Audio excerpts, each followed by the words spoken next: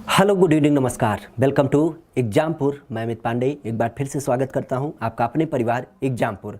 हम हैं एग्जामपुर, कलम से क्रांति। और जैसा कि पता ही है आपको, कई सारी चीज़ें जो आपकी परीक्षा के दृष्टि से इंपॉर्टेंट होती हैं उसके ऊपर ये आपका जो एक स्पेशल सेशन चल रहा है उसको कहीं ना कहीं हम कंटिन्यू करने की बात कर रहे हैं। चूँकि आपकी परीक्षा की अगर बात करें तो परीक्षा में कुछ टॉपिक तो आपके स्पेशल होते हैं, जैसा कि उत्तर प्रदेश के बारे में आपने पीछे कई सारे क्लासेज में देखा। लेकिन इसके साथ अगर जो बात करें तो कुछ ऐसे टॉपिक होते हैं जिससे भी आपके क्वेश्चन बनने की संभावना होती है। तो उस कारण से दो तीन टॉपिक, जैसा कि एक आप देख पा रहे हैं यहाँ पे प्रमुख स्थल के बारे में, तो कुछ आपके प्रसिद्ध प्लेस ऐसे होते हैं जो कि परीक्षा में आपसे सीधे सीधे पूछे जाते हैं। जैसे आपको याद हो, पागल बाबा मंदिर आप कई बार जिक्र किए थे जो कि वृंदावन में पड़ता है। तो इस तरीके से क्वेश्चन आपका सीधे सीधे पूछा जाता है। या जो आपके मुगल काल की बात करें या अंग्रेजों के द्वारा अलग अलग तरीके से कई सारे यहाँ पे प्लेसेज को डेवलप किया गया, कई सारे मोनूमेंट्स वगैरह बनाए गए, उसके बारे में परीक्षा में पूछा जाता है। दूसरा होता है एक आपका यहाँ के प्रसिद्ध व्यक्तियों के बारे में, उसे हम अगली क्लास में चर्चा करेंगे। और तीसरा होता है हिंदी साहित्य से संबंधित, या यूँ कहें उत्तर प्रदेश में पत्र पत्रिकाएँ या समाचार पत्र, इन सब के बारे में भी आपसे क्वेश्चन पूछा जाता है। तो उन सब चीज़ों को एक एक क्रम में हम देखेंगे। उसी क्रम को कंटिन्यू करते हुए पहला क्रम जो आपके साथ रख रहे हैं वो है उत्तर प्रदेश का प्रमुख स्थल। और जैसा कि हम देख पा रहे हैं यहाँ पे मोहित सिंह जी बिल्कुल, विपिन कुमार, राघव तिवारी, अंकित जाट, नीरज जायसवाल, नित्यानंद पटेल, नीरज रावत, बिल्कुल आप लोगों का स्वागत है। और क्लासेज की शुरुआत यहीं से करते हैं आपके साथ, जो कि आपके परीक्षा के दृष्टि से, हालांकि अगर जो नज़रिए की बात करें तो हर टॉपिक आपका इंपॉर्टेंट होता है, लेकिन इस टॉपिक की जब बात करते हैं गहराई से देखिएगा तो लगभग कहीं न कहीं परीक्षा में जो आज का बदलता पैटर्न है उसमें एक एक क्वेश्चन आपको देखने को मिल जाएंगे। तो जहाँ पे आधे आधे नंबर की मार हुई है, तो एक दो नंबर का अगर जो क्वेश्चन किसी एक टॉपिक से मिल जाए तो हमारे लिए बिल्कुल इंपॉर्टेंट होता है। तो दीपावली को अब भूलिए, क्योंकि अब बीत गए दिन, अब आ गई आपकी परीक्षा की एक बदलती तैयारी जो कि आपके आगामी दिवस में देखने को मिलेगी। क्योंकि 19-20 दिसंबर आपकी परीक्षा लगी है, उस दिवस को ना भूलिए और उसी दिवस के नाम पे जागिए, उसी दिवस के नाम पे सोइए और उसी दिवस को टारगेट रखते हुए कहीं ना कहीं अपनी पूरी तैयारी करिए। तो हम आज प्रमुख स्थलों के बारे में उत्तर प्रदेश के चर्चा करेंगे, जिसके अंतर्गत एक एक स्थलों की अगर बात करें तो ध्यान रखिएगा। पहला जो स्थल है वो है आपका मेमोरियल वेव गार्डन। इसे हम पहले मेमोरियल वेव गार्डन के नाम से जाने जाते थे। क्योंकि ये आपके कानपुर में पड़ता है और कानपुर में अंग्रेजों का शासन था, तो उन्होंने ही क्या किया था, इस गार्डन को पहले स्थापित किया था। लेकिन आपको पता ही है कि जब हमारे यहाँ पे 1857 की क्रांति हुई थी, तो उस 1857 की क्रांति में कानपुर से एक प्रसिद्ध व्यक्ति, वहाँ के एक तरीके से कह सकते हैं राजा या शासक नाना राव, इनकी जब बात करते हैं तो इन नाना राव ने क्या किया था, यहाँ पे एक तरीके से कह सकते हैं नायक की भूमिका निभाई थी। यहाँ पे नाना राव की जब बात करते हैं तो इन्होंने कानपुर को अंग्रेजों से मुक्त कराने के लिए एक बड़ी अच्छी भूमिका निभाई थी। और इसी कारण से इनके सम्मान में अब इसका नाम चेंज करके कर दिया गया है नाना राव पार्क। तो ये विशेष याद रखिएगा। परीक्षा के दृष्टि से एक एक पॉइंट इंपॉर्टेंट होंगे, बाकी नहीं इंपॉर्टेंट होगा, बस यही होगा कि नाना राव पार्क कहाँ पे स्थित है, जैसा कि हमने कई बार जिक्र किया है और परीक्षा में पूछा भी गया है कि ये बताइए अल्फ्रेड पार्क कहाँ पे है। तो अल्फ्रेड पार्क चूँकि चंद्रशेखर आज़ाद के नाम पे था, उसका नाम चेंज हुआ, तो इस कारण से परीक्षा में आया। तो इसी तरीके से नाना राव पार्क की जब बात करते हैं तो ये आपके कानपुर में पड़ता है, विशेष याद रखेंगे जी। नाना राव पार्क विशेष आपके कानपुर में पड़ता है। इसके साथ ही अगर बात करें तो बेबी ताज कहीं ना कहीं ताजमहल का एक छोटा स्वरूप माना जाता है, जिसे हम बेबी ताज बोलते हैं। और बेबी ताज का जो पूरा नाम है वो है इत्माद उद दौला का मकबरा जी, इत्माद उद दौला का मकबरा, जिसे कि मिर्जा गियास बेग की जो कब्र है उसके रूप में डेवलप किया गया है। मिर्जा गियास बेग की कब्र के रूप में इसे डेवलप किया गया है। और इसकी जब बात करते हैं तो ये अपने आप में मुगल काल की पहली संरचना मानी जाती है, जो कि पूर्ण रूप से संगमरमर से बनी है। पहली ऐसी संरचना जो अपने आप में क्या की गई है, संगमरमर से बनाई गई है जी। तो ये क्या हो गया, बेबी ताज, या जिसे हम क्या कह रहे हैं इत्माद उद दौला का मकबरा, जो कि आपके आगरा में पड़ता है। तो यही क्वेश्चन आपसे पूछा जा सकता है। पहला कि मिर्जा गियास बेग की कब्र कहाँ पे है, तो आपके आगरा में, क्योंकि अकबर वगैरह से रिलेटेड आपके कब्र पूछे गए हैं। और दूसरे की जब बात करते हैं तो बेबी ताज किसे कहा जाता है, तो ये भी क्वेश्चन हो सकता है। तो आपका इत्माद उद दौला का मकबरा और इसके साथ ही इत्माद-उद-दौला का मकबरा कहाँ पे है, तो ये आपके आगरा में स्थित है। इन सारी चीज़ों को ध्यान रखिएगा। और एक क्वेश्चन यहाँ से बार बार पूछा जाता है कि ये बताइए मुगल काल की बनी पहली ऐसी संरचना जो कि शुद्ध संगमरमर से निर्मित थी, तो ये भी आपका क्या हो जाएगा, इत्माद-उद-दौला का मकबरा। तो ये विशेष याद रखेंगे। इसके साथ ही अगर बात करें तो आपकी अगली जो संरचना आती है वो आती है कलिंजर का किला। कलिंजर का किला, और कलिंजर के किले की जब बात करते हैं तो ये आपके कलिंजर जो कि बांदा में पड़ता है वहाँ पे है। बांदा की जब बात करते हैं तो वहाँ पे पड़ता है कलिंजर का किला विशेष करके। बाकी इसमें कोई इंपॉर्टेंट नहीं होता है, सिंपल सा नाम केवल इंपॉर्टेंट है। कलिंजर का किला कहाँ पे है, तो ये ध्यान रखिएगा, ये आपके कहाँ पे, बांदा में स्थित है। राज ठाकुर जी चलिए, अच्छा इतना काम तो कर ही सकते हो। क्लासेज अगर जो अच्छी लगती हैं ये समझ सकते हो ना, ये सेशन आपके लिए बिल्कुल इंपॉर्टेंट होता है। इससे कहीं ना कहीं आपके क्वेश्चन पूछे जाते हैं। तो अगर जो अच्छी लगती है तो इसे लाइक भी करना आपका दायित्व बनता है, और साथ ही इसे शेयर भी करना, चूँकि आपके भाई बंधु जो कहीं ना कहीं छुट्टी मना रहे हैं वो इसके साथ जुड़ पाए। जी थोड़ा सा लाइक कर दें और साथ इसे शेयर भी कर दें। बाकी कोई इशू हो तो उसे कमेंट बॉक्स में करें, चैट बॉक्स में ना करें, क्योंकि चैट बॉक्स में हम बार बार मना करते हैं भाई, हमारा ध्यान पूरा इस पे होता है, इधर नहीं होता है। हाँ कोई प्रॉब्लम हो वाजिब तो उसे आप दीजिए, क्योंकि जब 2-3 हज़ार लोग कमेंट करोगे तो दिखेगा नहीं, ठीक है ना। चलो इसके साथ ही अगर बात करें तो आपका नया जो संरचना आता है वो आता है आनंद भवन। और आनंद भवन की जब बात करते हैं तो याद रखिएगा, आनंद भवन कोई विशेष भवन नहीं होता है, इलाहाबाद में स्थित है।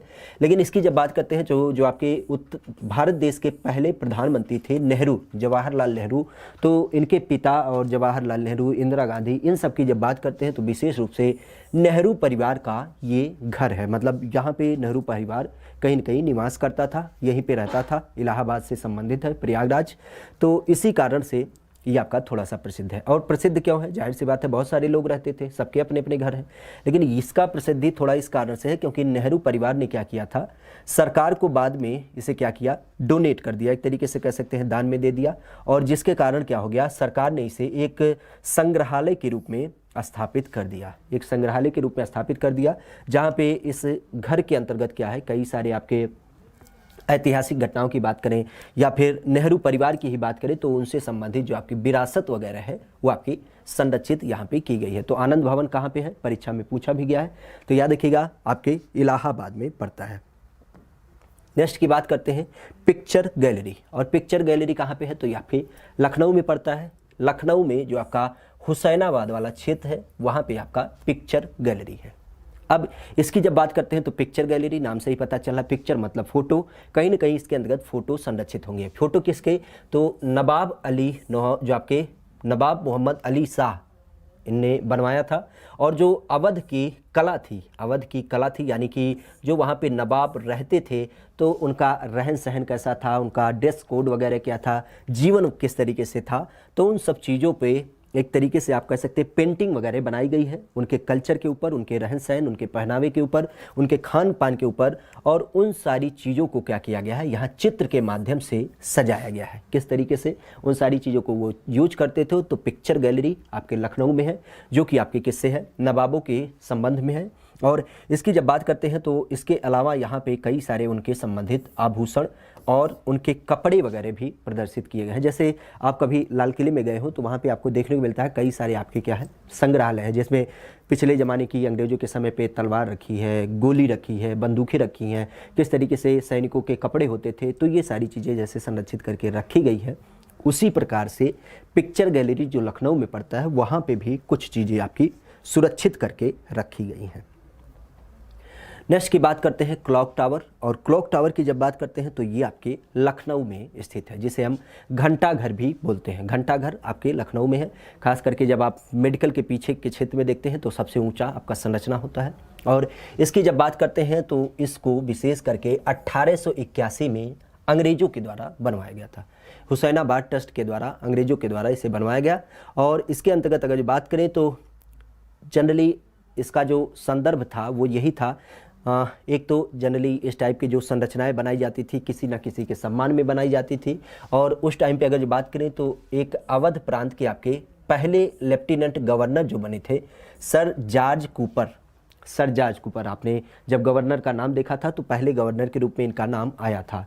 तो ये जब पहली बार आपके लखनऊ क्षेत्र में आए थे तो उसी आगमन को एक तरीके से संरक्षित करने के लिए ये संरचना बनाई गई, जो कि आपके रूमी दरवाजे के पड़ोस में पड़ता है, जैसा कि हमने बताया रूमी दरवाजा इमामबाड़ा वगैरह के पास। और इसकी जब बात करते हैं तो इसे एक नकल के रूप में तैयार किया गया है। नकल किसका? जो आपका एक बिग बेन क्लॉक टावर है लंदन में एक बिग बेन क्लॉक टावर है, उसी के आधार पे इसको नकल किया गया है। और इसको एक तरीके से कह सकते हैं अंग्रेज़ों की कला के द्वारा बनाया गया है, जिसमें अंग्रेजी कला कहीं ना कहीं आपको दिखाई देती है। और साथ ही साथ अगर जो बात करें तो ये अपने आप में बड़ी घड़ी भी मानी जाती थी। और इसकी जब बात करते हैं तो जब 1881 में बना था तो उस टाइम पे ये मान्यता थी कि एशिया की सबसे बड़ी घंटा घर है जी। विशेष कोई कार्य नहीं है, लेकिन हाँ संरचना है तो आपके लिए प्रसिद्ध हो जाती है। और इस तरीके से अगर जो बात करें तो मूल रूप से क्लॉक टावर कहाँ पे? तो आपके लखनऊ में है। इसके साथ ही अगर बात करें बहू बेगम का मकबरा, अब इसका नाम याद रखिएगा, अयोध्या में स्थित है। कई बार परीक्षा के लिए इंपॉर्टेंट होता है। क्यों? क्योंकि अयोध्या की जब बात करते हैं तो ये रामनगरी मानी जाती है, लेकिन ये जो बहू बेगम का मकबरा है ये आपके अयोध्या में स्थित है। इसकी अब खास बात क्या है तो याद रखिएगा, चूँकि आपको पता ही है नवाबों की जो पहले राजधानी थी बाद में लखनऊ बनी है, लेकिन इससे पहले जो नवाबों की राजधानी थी वो आपकी फैजाबाद ही थी। तो इस कारण से जाहिर सी बात है कि इनके अंदर कोई जन्मेगा या किसी की डेथ होगी तो उनका संबंध कहाँ से होगा? फैजाबाद से ही होगा। और इसी के अंतर्गत अगर बात करें तो तात्कालिक नवाब सुजाउद्दौला की रानी बेगम उन्तमुज जोहरा बानो की ये क्या है? कब्र है। तात्कालिक नवाब सुजाउद्दौला की बेगम की ये क्या है? कब्र है, जिसे हम बहू बेगम का मकबरा कहते हैं। और इसे विशेष रूप से याद रखिएगा, चूँकि इंपॉर्टेंट इस वजह से होता है क्योंकि आपके अवध प्रांत के नवाबों की एक कह सकते हैं उनकी रानी की कब्र है, तो इस कारण से इंपॉर्टेंट है। 2 क्वेश्चन पूछा जा सकता है, बहू बेगम का मकबरा कहाँ पे स्थित है? तो आपके अयोध्या में स्थित है। दूसरा ये पूछा जा सकता है कि किसकी पत्नी थी? तो सुजाउद्दौला, जो कि आपके अवध प्रांत के नवाब थे। इनका संबंधित मकबरा कहाँ पे? आपके अयोध्या में पड़ता है। इंपॉर्टेंट क्यों? क्योंकि जनरली हम अयोध्या को रामनगरी मानते हैं और ऐसा लगता है कि नवाब लोग केवल लखनऊ में रहते थे, लेकिन याद रखिएगा कि ये आपके फैजाबाद जो इनकी पहली राजधानी थी उससे संबंधित है। नेक्स्ट की बात करते हैं गुलाबबाड़ी, और गुलाबबाड़ी की जब बात करते हैं तो ये आपके अयोध्या में स्थित है। इसकी जब बात करते हैं तो ये भी संरचना आपके नवाबों के साथ देखने को मिलती है। इसकी जब बात करते हैं तो आपके अवध के तीसरे नवाब सुजाउद्दौला के द्वारा इसको एक तरीके से कह सकते हैं जो सुजाउद्दौला थे उनका मकबरा है। अवध के तीसरे नवाब सुजाउद्दौला का ये मकबरा है और इसे 1775 में बनाया गया।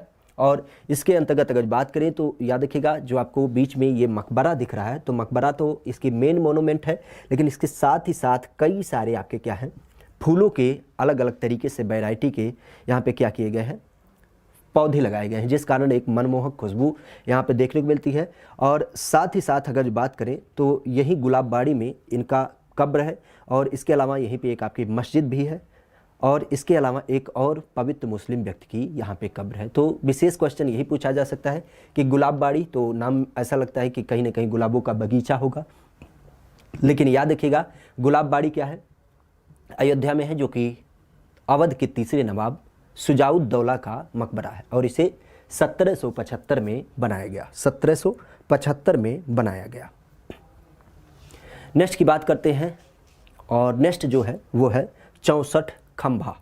64 खंभा की जब बात करते हैं तो ये आपके आगरा में स्थित है, आगरा में स्थित है 64 खंभा। इसकी जब बात करते हैं तो सागदित खान, खास करके आपको पता ही होगा कि जो खास करके म्यूजिक वगैरह से रिलेटेड थे, उनके बेटे सलाबत खान का ये आपका क्या है मकबरा माना जाता है। सादिक खान के बेटे सलाबत खान का मकबरा माना जाता है। और इनकी जब बात करते हैं तो आपको पता ही है कि ये जो व्यक्ति थे इन्होंने मुग़ल सम्राट जो आपके शाहजहाँ हैं, उन शाहजहाँ के अंतर्गत कमांडर के रूप में कार्य किया था। कमांडर मतलब एक तरीके से जो सेनापति माने जाते हैं, उनकी बात के बारे में क्या किया गया था, यहाँ पे एक तरीके से कह सकते हैं कि कार्य किया था। और इसी कारण इनके ही याद में क्या किया गया, ये आपका 64 खंभा नाम से एक आकृति बनाई गई। इसकी जब बात करते हैं तो ये अपने आप में इम्पॉर्टेंट क्यों है, नाम से ही पता चल रहा है 64 खंभा, तो जाहिर सी बात है यहाँ पे कुल 64 स्तंभ लगे हैं। ये जो आपको पाए दिख रहे हैं इनकी कुल संख्या जो है वो आपकी 64 है। तो इसी कारण से आपका इंपॉर्टेंट होता है। 64 खंभा कहाँ पे पड़ता है पार्ले जी? तो याद रखिएगा ये आपके आगरा में पड़ता है जी, आगरा में पड़ता है 64 खंभा। इसके साथ ही अगर बात करें तो आगरा में ही एक और आपकी क्या होती है संरचना देखने को मिलती है, और इसकी जब बात करते हैं तो आगरा में एक संरचना है जिसे हम चन्नी का रौजा कहते हैं। चन्नी का रौजा जो कि आपके 1635 में बनाया गया है, और ये अगर जो बात किया जाए तो अल्लामा अल्फज खान मुल्ला का ये क्या है मकबरा है। अल्लामा अफजल खान मुल्ला की ये क्या है मकबरा है, जो कि 1635 में आगरा में बनाई गई। इसके अंतर्गत अगर बात करें तो खास करके आपको पता ही है कि ये क्या है मकबरा है, लेकिन इसमें एक खास बात क्या देखने को मिलती है कि ये आपका चौकोर आकार का है, मतलब आयताकार का है, और इसके अंदर जैसे आप किसी मंदिर वगैरह में जाते हैं तो आपको कुछ सूत्र वगैरह लिखे दिखाई देते हैं, उसी तरीके से यहाँ पे कुरान की कुछ आपकी आयतें वगैरह क्या की गई हैं यहाँ पे लिखी गई हैं। तो ये विशेष याद रखिएगा कि किसका मकबरा? अल्लाम अल्फज खान का मकबरा। ये नाम नहीं पूछा जा सकता, लेकिन ये पूछा जा सकता है कि ये बताइए चन्नी का रौजा कहाँ पे है? तो ये आपके आगरा में स्थित है। ताजमहल, इसके बारे में बताने की कोई ज़रूरत ही नहीं है कहाँ पे है, तो ये आपके आगरा में स्थित है। इसके साथ ही अगर बात करें तो ईसाइयों से संबंधित हमारे यहाँ पे कई सारे चर्च वगैरह भी स्थित हैं, और अंग्रेज़ों की जब बात करते हैं तो ये अपने आप में ईसाई थे, तो उन्होंने क्या किया था इसके लिए अलग अलग चर्च की स्थापना की गई थी। और उसी के अंतर्गत अगर बात करें तो सेंट जोसेफ कैथोडल चर्च, इसकी जब बात करते हैं तो लखनऊ के मेन बाज़ार यानी कि हजरतगंज के मेन लोकेशन पे इसकी स्थापना की गई है। सेंट जोसेफ कैथोडल चर्च आपके लखनऊ के हजरतगंज में, लखनऊ के हजरतगंज में इसकी स्थापना की गई है। इसके साथ ही अगर बात करें तो रूमी दरवाज़ा, और रूमी दरवाज़ा की जब बात करते हैं तो इसकी स्थापना आपके लखनऊ में की गई है। ध्यान रखिएगा रूमी दरवाज़ा की जो ऊंचाई है ऐसा माना जाता है कि ये ज़मीन से लेकर के और ऊंचाई तक 60 फीट ऊंचा एक प्रवेश द्वार है। आपने देखा भी होगा खास करके ये जो आपको दरवाजे दिखते हैं इससे क्या होते हैं बड़े बड़े ट्रक वगैरह भी निकल जाते हैं। तो आप सोच सकते हैं कितनी बड़ी इसके दरवाजे की कैपेसिटी होगी, ट्रक वगैरह भी निकल जाता है। और एक खास बात देखिए कि जनरली जब कोई गाड़ी जाती है तो ज़मीन हिलने लगता है, और हिलने का मतलब ये एक तरीके से समझिए भूकंप ही आ गया, तो बिल्डिंग तो गिर जानी चाहिए। लेकिन ये कितनी अच्छी बिल्डिंग इनके द्वारा बनाई गई है कि इसमें रोज़ अनगिनत गाड़ियाँ आती जाती रहती हैं, रोज़ हिलता रहता है, लेकिन इसका बेस इतना मजबूत है कि ये अभी जैसा का तैसा बना है। इसका एक छोटा सा भी पार्ट, कोई छतरी भी नहीं टूट के गिरी है, तो कितना मजबूत बना है। रूमी दरवाज़ा आपके लखनऊ में पड़ता है, जो कि 60 फीट ऊंचा एक प्रवेश द्वार है, एंट्री का आपका द्वार है, और इसी का नाम भी है रूमी दरवाज़ा। दरवाजे को हम क्या कहते हैं जनरली, जिससे हम कमरे में इंटर करते हैं। इसके अंतर्गत अगर बात करें तो ये आपके आसफ उद दौला, जो आपके लखनऊ के नवाब थे आसफ उद दौला, उनके शासनकाल में इसका निर्माण किया गया था। इसका निर्माण किया गया था जो कि लखनऊ में पड़ता है। इसके साथ ही बुलंद दरवाज़ा, और बुलंद दरवाज़ा की जब बात करते हैं तो आपको पता ही है कि ये आपके कहाँ पे है, फतेहपुर सीकरी में स्थित है। इसे फतेहपुर सीकरी में स्थापित किया गया है। और इसकी जब बात करते हैं तो ये अपने आप में संगमरमर से और ग्रेनाइट के पत्थरों से बना हुआ है। और बुलंद दरवाज़ा की जब बात करते हैं तो आगरा ज़िले के बगल में ही पड़ता है आपका बुलंद दरवाज़ा। इसमें एक चीज़ और याद रखिएगा, जनरली बुलंद दरवाज़ा खास करके मुग़ल शासक अकबर के द्वारा बनवाया गया था। लेकिन एक पॉइंट यहाँ पे आता है, चूँकि अकबर की जब बात करते हैं तो अकबर कहीं ना कहीं सभी धर्मों को मानने वाला एक सैद्धांतिक व्यक्ति था, और उसी के अंतर्गत उसने जो ईसाई धर्म के एक प्रमुख व्यक्ति हैं यीशु, तो उन्हीं के बारे में एक कथन भी लिखवाया है जो कि फ़ारसी लैंग्वेज में लिखाया है। चूँकि इसने कई सारे जो आपके ऐतिहासिक बुक वगैरह थे, धार्मिक बुक वगैरह थे, उसका कन्वर्जन फारसी भाषा में कराया, और उसी के अंतर्गत एक लाइन जो खास करके ईसाइयों की लाइन है उसके अंतर्गत फारसी भाषा में उसको लिखाया। और इसके मेन द्वार पे ही, जो आपका मेन दरवाज़ा है उस पर ही लिखा है कि मैरी का पुत्र यीशु, मैरी का पुत्र यीशु। तो ये भी याद रखिएगा किस पे लिखा गया है, तो बुलंद दरवाजे के ऊपर, जो कि खास करके मुग़ल काल की एक बृहद संरचना है जो आपके फतेहपुर सीकरी जनपद में पड़ता है। नेक्स्ट की बात करते हैं चुनार का किला, और चुनार के किले की जब बात करते हैं तो ये विशेष याद रखिएगा आपके मिर्ज़ापुर में पड़ता है। मिर्ज़ापुर में पड़ता है हिमांशु बाबू, कौन सा किला? मिर्ज़ापुर में चुनार का किला। चुनार के किले की जब बात करते हैं तो ये आपके मिर्ज़ापुर में पड़ता है। और याद रखिएगा इसकी जब बात करते हैं तो ये कहीं न कहीं अपने आप में एक बड़ा इम्पोर्टेंट किला हो जाता है। किले के रूप में अगर जो बात करें तो उज्जैन के एक राजा हुआ करते थे, महाराजा विक्रमादित्य। उज्जैन के एक राजा थे महाराजा विक्रमादित्य, और महाराजा विक्रमादित्य की जब बात करते हैं तो इन्होंने अपने भाई भर्तृहरि के रहने के लिए इस किले का निर्माण कराया था। जी, भर्तृहरि की जब बात करते हैं तो इसमें इनके रहने के लिए इस किले का निर्माण कराया था, और बाद में ऐसा माना भी जाता है कि भर्तृहरि जो थे इन्होंने क्या किया था, यहाँ पे समाधि ले लिया था। तो बेसिक बातें नहीं, लेकिन सिंपल सा, चुनार का किला कहाँ पे पाया जाता है, तो ये आपका मिर्ज़ापुर में पाया जाता है। मिर्ज़ापुर में चुनार का किला। इसके साथ ही मंगलगढ़ का किला, और मंगलगढ़ की जब बात करते हैं तो ये आपके चरखारी में पाया जाता है। बुंदेलखंड के क्षेत्र में चरखारी जो आपके महोबा जिला में पड़ता है, उस महोबा जिले में चरखारी के अंतर्गत मंगलगढ़ का किला, जो कि अगर बात करें तो यहाँ के राजा छत्रसाल के जो पुत्र थे जगतराज, इनके द्वारा इसको बनवाया गया। छत्रसाल के राजा जगतराज, इनके द्वारा महोबा चरखारी में मंगलगढ़ का किला बनाया गया। और इसकी जब बात करते हैं तो ऐसा माना जाता है कि ज़मीन से जो इसकी ऊंचाई है, मतलब यहाँ से इसकी जो पूरी ऊंचाई है, उसकी ऊंचाई लगभग 100 फीट ऊंची है, 100 फीट ऊंची है। और इसके साथ ही ये जो आपका किला है, इसमें कई सारे तालाब भी बनाए गए हैं, और इनकी जब बात करते हैं तो इनकी संख्या कुल 7 है, मतलब 7 तालाब इस किले के अंतर्गत बनाए गए हैं, जिसमें पीने के पानी के रूप में, सोर्स के रूप में, चूँकि आपको पता ही है किला बनाया जाता था खास करके सैनिकों वगैरह के रुकने के लिए, जिससे वो लड़ाई वगैरह कर पाएँ। अब जाहिर सी बात है, सैनिक जब रहेंगे, लड़ाई करेंगे, तो पीने की पानी चाहिए, तो पीने का पानी सोर्स किले में चूँकि पहाड़ी पर बनता है तो नीचे से पानी ला नहीं सकते, चारों ओर से सैनिक लगे हैं, तो इस कारण से यहाँ पर कई सारे तालाब वगैरह भी बना दिए जाते थे, जिससे पीने का पानी या नहाने का, खाने पीने का, सारी चीज़ें यहाँ पे उपलब्ध हो पाए। जी, तो ये सारी चीज़ें यहाँ पे देखने को मिलती हैं। इसके साथ ही अगर बात करें तो आपका राजा जसवंत सिंह की छतरी, राजा जसवंत सिंह की छतरी, और इसकी जब बात करते हैं तो जसवंत सिंह की जो आपकी छतरी है वो आपके आगरा में स्थित है, जो कि 1644 से लेकर के 1658 के बीच तैयार किया गया। आगरा में राजा जसवंत सिंह की छतरी। और ध्यान रखिएगा, ये अपने आप में इम्पोर्टेंट क्यों है, क्योंकि आगरा की जब बात करते हैं तो उस टाइम पे मुग़ल सत्ता इस समय में हमारे यहाँ पे काबिज थी, लेकिन उस मुग़ल सत्ता के बीच में एक हिंदू राजा के द्वारा इसको बनवाया गया, तो इस कारण अपने आप में इम्पोर्टेंट है। जी, अपने आप में इम्पोर्टेंट है। कौन? हिंदू राजा के द्वारा जसवंत सिंह की छतरी बनाई गई। कहाँ पे? आपके आगरा में बनाई गई। जी,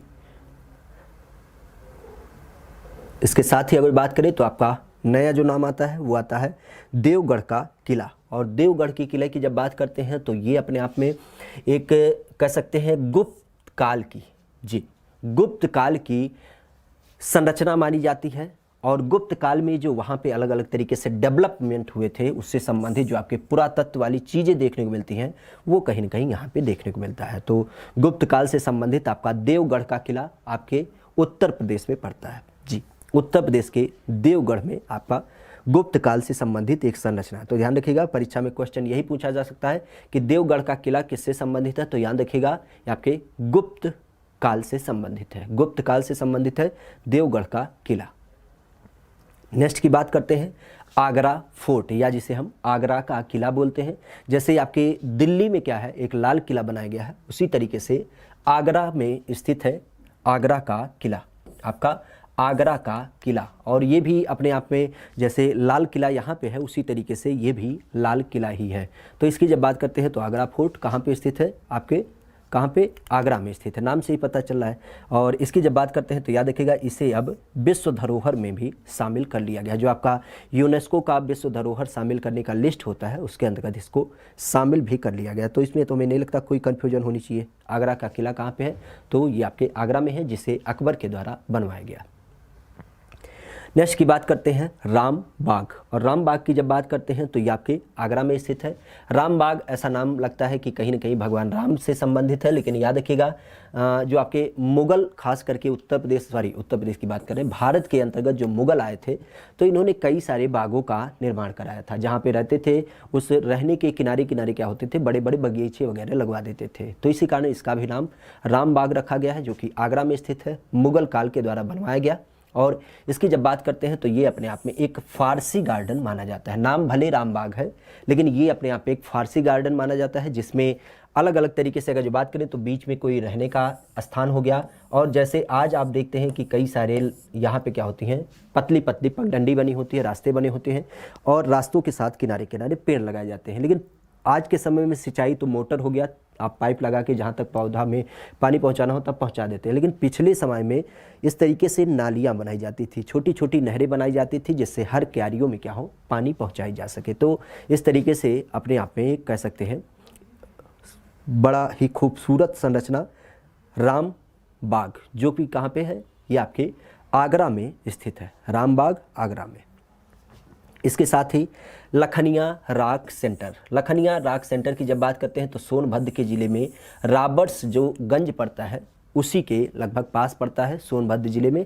और लखनिया रॉक की जब बात करते हैं तो रॉक शेल्टर मतलब आप जानते भी होंगे कि जो खास करके गुफा होते हैं पुराने समय में, चूँकि लोग एक तरीके से आदिवासी जीवन जीते थे, उनके पास कोई रहने वाले घर होता था नहीं, तो इस कारण से ये लोग किसी गुफा में जब रहते तो खाली टाइम पे इस तरीके से कुछ चीज़ों को बनाते रहते थे। तो आप देख सकते हैं कि आज हम पेंटिंग करते हैं, अगले दिन उसका कलर उड़ जाता है, लेकिन इन्होंने किस कलर से किस तरीके से पेंटिंग की, अपने जीवन को एक तरीके से संदर्भित किया, जो अभी तक क्या है, बनी हुई है। तो ये अपने आप में इम्पोर्टेंट होता है। लखनिया रॉक सेंटर जो कि सोनभद्र के रॉबर्ट्सगंज जिले में पड़ता है।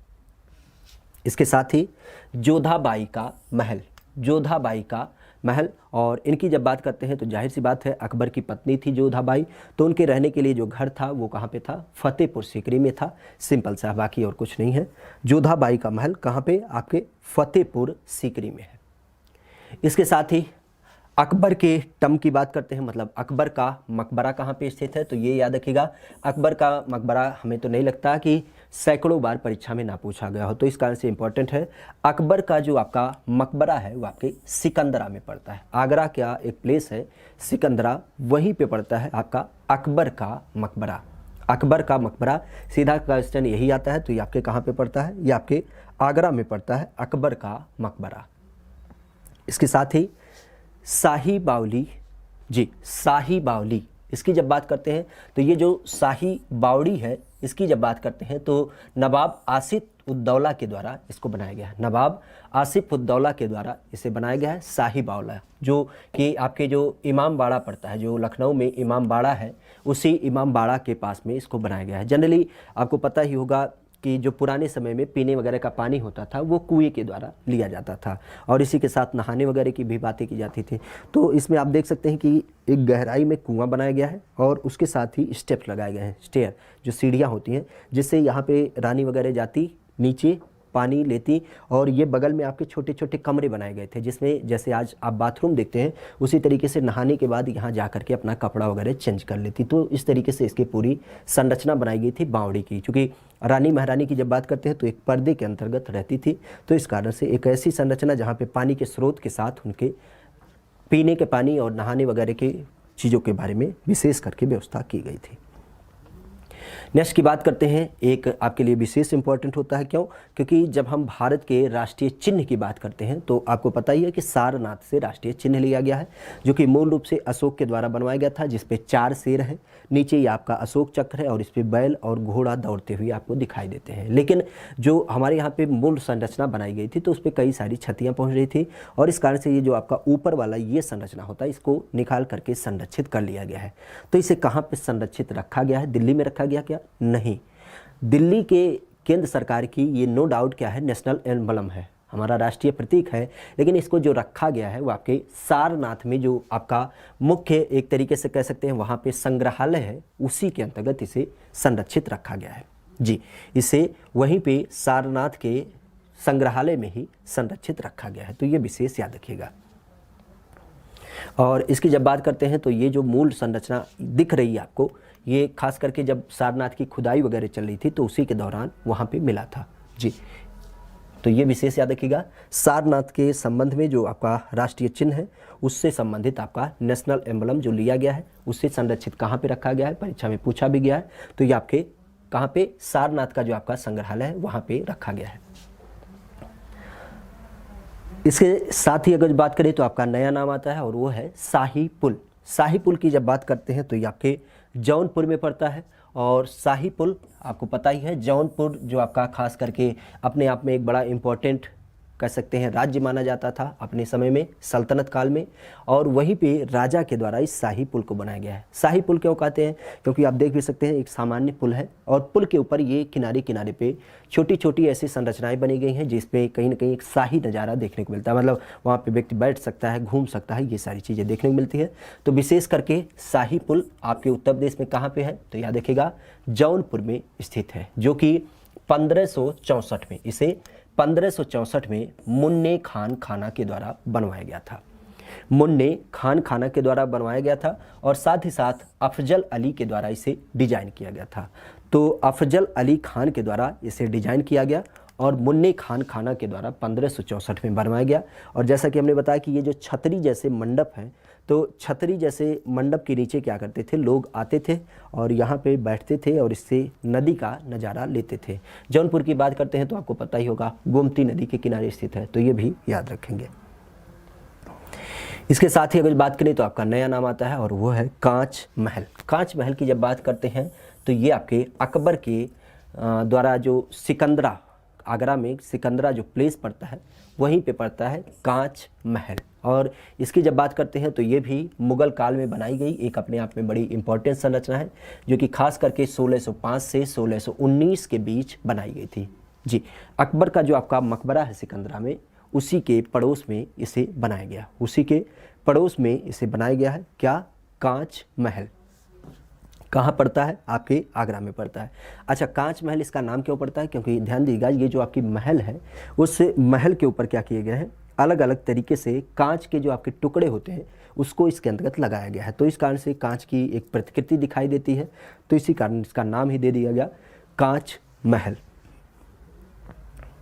नेक्स्ट की बात करते हैं फिर से एक बार पंचमहल। और पंचमहल की जब बात करते हैं तो याद रखिएगा ये आपका फतेहपुर सीकरी में पड़ता है। पंचमहल कहाँ पे? फतेहपुर सीकरी में पड़ता है। और इसकी जब बात करते हैं तो इसके अंतर्गत चूँकि नाम से ही पता चला है पंचमहल, तो याद रखिएगा एक मंजिल ये हो गया, दूसरा ये हो गया, तीसरा ये, चौथा ये और ये पांचवा। तो इस तरीके से ये आपकी एक क्या थी, 5 मंजिला इमारत बनी हुई है। 5 मंजिला इमारत बनी हुई है जो अपने आप में एक पिरामिड आकार लिए हुई है। और इसकी जब बात करते हैं तो ये इसके अंतर्गत ये माना जाता है कि 5 कहानियों के प्रेरणा स्रोत इसको बनाया गया है। और इसके अंतर्गत कुल 176 स्तंभों जो पाए लगे होते हैं, 176 स्तंभ लगाए गए हैं। और इसके साथ ही अगर जो बात करें तो इसके अंतर्गत यही माना जाता है कि जैसे एक तरीके से बात किया जाए, राजा महाराजा जो होते थे तो बड़े समय पर लड़ाई भी करते थे, लेकिन लड़ाई करने के दरमियान भी उनको अलग अलग तरीके से कई सारी चीज़ें देखने भी होती थी। तो उसी कारण से यहाँ पे जो चीज़ देखने को मिलती है इस महल के अंतर्गत विशेष रूप से वो ये देखने को मिलती है कि जब राजा महाराजा अपना खाली टाइम बिताते थे तो उस टाइम पे म्यूजिक वगैरह अच्छी तरीके से यूज करते थे, मतलब एक तरीके से डांस वगैरह का जो कह सकते हैं पूरा परंपरा था उसका इस्तेमाल करते थे। और उसकी जब बात करते थे तो संगीत वगैरह का आनंद यहाँ पे लेते थे। कहाँ पे? कांच महल के अंतर्गत। जी, कांच महल कहाँ पे पड़ता है? आपका फतेहपुर सीकरी में पड़ता है। नेक्स्ट की बात करते हैं राजा जौनपुर की हवेली, जो कि आपके जौनपुर में पड़ती है। नाम से ही पता चला राजा जौनपुर की हवेली कहाँ पे होगी, तो आपके जौनपुर में होगी। और जौनपुर की जब बात करते हैं तो वहाँ पे जो राजा हुआ करते थे उनकी हवेली है, लेकिन ये हवेली अभी भी इन्हीं राजा महाराजा के ही कब्जे में है। तो वर्तमान में अगर बात करें तो राजा के जो एक तरीके से कह सकते हैं इनके जो लड़के हैं, खास करके इनके कुंवर अविंदर दत्त दुबे, कुंवर अविंदर दत्त दुबे, इनकी जब बात करते हैं तो ये अभी भी इस हवेली में निवास करते हैं। तो इनसे संबंधित नहीं क्वेश्चन होगा, लेकिन ये क्वेश्चन हो सकता है कि राजा जौनपुर की हवेली, तो सीधा सा ही नाम पता चल रहा है जौनपुर, तो आपका जौनपुर में हो जाएगा। इसके साथ ही अकबर का चर्च, चूँकि हमने बताया अकबर एक ऐसा व्यक्ति था जो अपने धर्म के साथ ही साथ जो अलग अलग आपके धर्म होते हैं उनको भी क्या करता था, एक तरीके से प्रमोट करता था। और उसी के अंतर्गत अगर बात करें तो आपके आगरा में अकबर के द्वारा क्या किया गया था, एक चर्च स्थापित कराया गया था। इसकी जब बात करते हैं तो इसकी स्थापना सन 1600 में की गई थी। किसके द्वारा?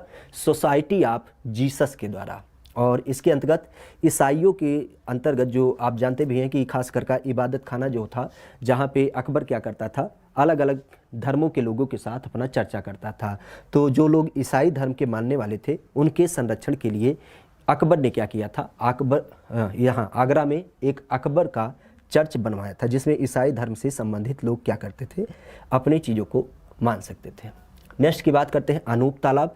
तो जैसा कि हमने बताया पंचमहल जहाँ पे राजा म्यूजिक का आनंद लेता था, तो उसी के साथ ही में लगा हुआ अनूप तालाब है, जहाँ पे तानसेन वगैरह जब संगीत वगैरह देते थे तो इस पानी से होकर के जब संगीत की धुन एक तरीके से कह सकते हैं टच होती थी, तो उसमें एक और क्या होता था, मधुरम देखने को मिलता था। और बगल में चूँकि तालाब था, तो तालाब में कई सारे फूल वगैरह लगाए जाते थे, तो इससे एक मनमोहक खुशबू और बगल में संगीत, तो एक अलग नज़रिया ही यहाँ पर बन जाता था।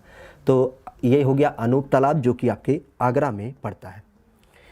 अनूप तालाब के बाद अगर बात करें तो रूमी दरवाज़ा, हमने बताया कि 60 फीट ऊंचा है, जो कि आपके लखनऊ में पड़ता है और अपने आप में इमामबाड़ा के पड़ोस में पड़ता है, बड़ा इंपॉर्टेंट होता है, आसफ उद्दौला के द्वारा बनाया गया है।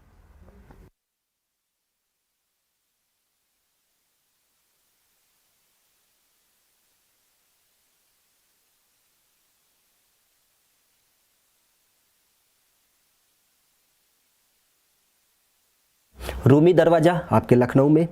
इसके साथ ही अगर बात करें तो आपका छोटा इमामबाड़ा, आपको पता ही है छोटा इमामबाड़ा कहाँ पे है, तो याद रखिएगा, सीधा सीधा नाम पूछा जाएगा छोटा इमामबाड़ा, तो आपको लगभग बहुत सारे लोग होंगे जो जानते भी होंगे। बड़ा इमामबाड़ा की बात करें चाहे छोटे इमामबाड़ा की बात करें, तो ये दोनों क्या हैं, आपके लखनऊ में ही पड़ते हैं, लखनऊ में ही पड़ते हैं। और ये अपने आप में एक बड़ा इंपॉर्टेंट बिल्डिंग होता है। क्यों? क्योंकि जब हम इमामबाड़े की बात करते हैं तो याद रखिएगा, इमामबाड़े की जो आपकी अंदर की एक कह सकते हैं सभागार जो है, उस सभागार की जो संरचना है उसमें कोई भी पाए नहीं लगे हैं। मतलब जनरली आपने देखा होगा कि जब किसी बिल्डिंग को बनाते हैं तो आपको स्तंभ लगाते हैं और साथ ही साथ बीम्स वगैरह लगाते हैं, लेकिन यहाँ पे जो ये बिल्डिंग बनाई गई है, एक बड़ा सा सभागार बनाया गया है, उसके अंतर्गत आपको स्तंभ और बीम की संरचना नहीं देखने को मिलती है। तो ये अपने आप में क्या है, एक बड़ा इंपॉर्टेंट बिल्डिंग है। इसके साथ ही अगर बात करें तो आपका सतकुंडा, जी सतखंडा की जब बात करते हैं तो ये आपके लखनऊ में पड़ता है। और सतखंडा की जब बात करते हैं तो ये अपने आप में एक टावर है, जो कि राजा मोहम्मद अली शाह के द्वारा बनाया गया है। और इसके अंतर्गत यही माना जाता है कि 7 कहानियों के स्वरूप को ये प्रदर्शित करता है। तो आप देख सकते हैं 7 मंजिला बिल्डिंग कहीं ना कहीं आपको देखने को मिलती है। हालांकि इसकी जब बात करते हैं तो पहले इसमें 4 ही स्तर बनाया गया था, लेकिन बाद में फिर से इसे क्या किया गया, डेवलप किया गया और वर्तमान में ये स्वरूप आपको देखने को मिलता है। तो सतखंडा विशेष याद रखिएगा कहाँ पर है, तो ये आपके लखनऊ में पड़ता है। इसके साथ ही जामा मस्जिद, आपको कई बार बताया कि जैसा कि बुलंद दरवाज़ा जहाँ पे है, उसी के पड़ोस में आपका फतेहपुर सीकरी में जामा मस्जिद पड़ता है, जो कि अकबर के द्वारा बनवाया गया था, अकबर के द्वारा बनवाया गया था। और याद रखिएगा इसे विश्व विरासत स्थल में भी एक तरीके से शामिल कर लिया गया है और इसे हम फ्राइडे मस्जिद के नाम से जानते हैं। तो ये भी इसका नाम है फ्राइडे मस्जिद। इसके साथ भूल भुलैया, आपको पता ही है लखनऊ में पड़ता है, इसके बारे में कुछ बताने की ज़रूरत नहीं। 1784 में आसफ उद्दौला के द्वारा बनाया गया लखनऊ में। रूमी दरवाज़ा अभी हमने बताया। इसके साथ आपके लोम्बार्डिक गॉथिक शैली में बनाया गया कानपुर में एक आपका आल सोल्स चर्च। आल सोल्स मतलब होता है कहीं ना कहीं सारी आत्मा को संदर्भित करता हुआ, और उससे संबंधित आपका एक चर्च बनाया गया है ईसाइयों के द्वारा, जो कि कानपुर में है। चूँकि आपको पता ही है हमारे यहाँ पे अंग्रेज अधिकारी बड़ी मात्रा में कानपुर वगैरह में भी रहते थे, तो उन्हीं के द्वारा 1875 में क्या किया गया, इसको बनाया गया था। 20 खास करके आपको पता ही है 57 की जो क्रांति हुई थी, तो लखनऊ में जब लोग यहाँ पे निवास करते थे तो जाहिर सी बात है लड़ाई करेंगे, लेकिन उसके साथ पूजा वूजा करेंगे। तो पूजा करने के लिए ईसाइयों का जो पूजा होता है यहीं पे होता है चर्च वगैरह में, तो इसी कारण इसकी स्थापना की गई। इसके साथ ही ऑल सेंट्स कैथोडल की बात करते हैं तो ये भी अपने आप का एक चर्च है, जो कि इलाहाबाद में आपका स्थापित है। इलाहाबाद में स्थापित है ऑल सेंट्स कैथोडल चर्च, आपके इलाहाबाद में। इसके साथ मिंटो पार्क की जब बात करते हैं तो याद रखिएगा मिंटो पार्क कहाँ पे है, तो ये आपके इलाहाबाद में स्थित है। और इसकी जब बात करते हैं तो आप देख सकते हैं एक बड़ी सी क्या है, स्तूप जैसी संरचना है, और उसके ऊपर वो आपका जो शेर जैसी संरचना है उसको स्थापित किया गया है। तो मिंटो पार्क आपके प्रयागराज में पड़ता है जी। इसके साथ ही हमने बताया जैसे आनंद भवन, उसी प्रकार से स्वराज भवन। और स्वराज भवन की जब बात करते हैं तो ये भी आपके इलाहाबाद में पड़ता है। अरविंद कुमार जी, जी ये आपके इलाहाबाद में पड़ता है क्या, स्वराज भवन। और ये भी अपने आप में एक नेहरू परिवार का पैतृक भवन था, जहाँ पे अलग अलग तरीके से चीज़ों को देखने मिलता है। खास करके इंदिरा गांधी जो थी, इनका जन्म यहीं पे हुआ है। इसके साथ ही मंगलगढ़ का किला अभी हमने बताया चरखारी में पड़ता है। तो आपके उत्तर प्रदेश के संदर्भ में जो अलग अलग तरीके से प्रसिद्ध जगह हो सकते थे परीक्षा के दृष्टि से इम्पोर्टेंट। हालांकि हमने कई सारी चीज़ों को चुन करके देखा और ये भी देखा कि इनका कहीं ना कहीं कुछ प्रसिद्धि है, तो उसी चीज़ों को आपके साथ शेयर किया। बाकी अगर जो कुछ चीज़ों की बात करें तो आपके साथ फिर से अगली क्लास में जब मुलाकात होगी तो वहाँ पे क्या करेंगे, चीज़ों को कंटिन्यू करेंगे। तो आज के लिए क्लास को यहीं तक रखते हैं और याद रखिएगा 499 का एक आपका यूपी जेल वार्डन का नया बैच चालू किया गया है, जहां पे आपको जो ये यूट्यूब की क्लास चली है, आप पीडीएफ चाहते हैं या फिर टेस्ट सीरीज चाहते हैं लगाना, चूँकि 19-20 दिसंबर आपका एग्जाम लगा है, तो आप उसको ले सकते हैं बड़ी कम प्राइस में। सारी चीज़ें आपकी वहाँ पे उपलब्ध हैं। और चलिए मोहित सर आपका इंतजार कर रहे हैं, साथ ही साथ नितिन पांडे सर रीजनिंग की क्लास लेकर के आपके साथ चालू है। तो आज के लिए इतना ही। Thank you, all the best, good night, शुभ रात्रि।